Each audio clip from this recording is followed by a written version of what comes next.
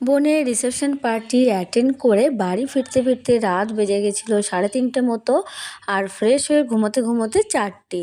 আর কোনো রকম একটু স্ন্যাপ নিয়ে আবার উঠে পড়েছিলাম সকাল সকাল, কারণ পরের দিন সকালে ছিল আমার এনসি ক্লিনিক করণদিঘিতে।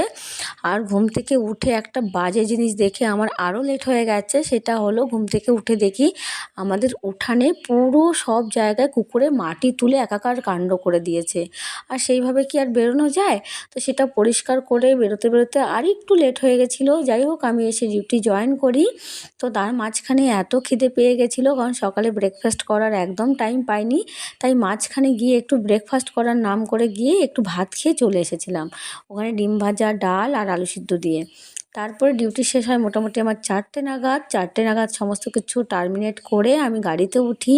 আর এখন 4:30টার মতো ডালখোলা বাইপাসে পৌঁছে গেছি। তো বাড়িতে এসে দেখি আমার ভাগ্নি সারাদিনে চা আর বিস্কিট খেয়েই ঘুমিয়েছিল, রান্না বান্না কিচ্ছু করেনি। আমি আসার পরে রান্না বসিয়েছে। মামার বাড়ি থেকে সিম এনেছিলাম, সেই সিম সিদ্ধ দেবে, শাক তুলে এনেছে আর ডাল বসিয়েছে। ও সারাদিন 1 কাপ চা খেয়েই কাটিয়ে দিল।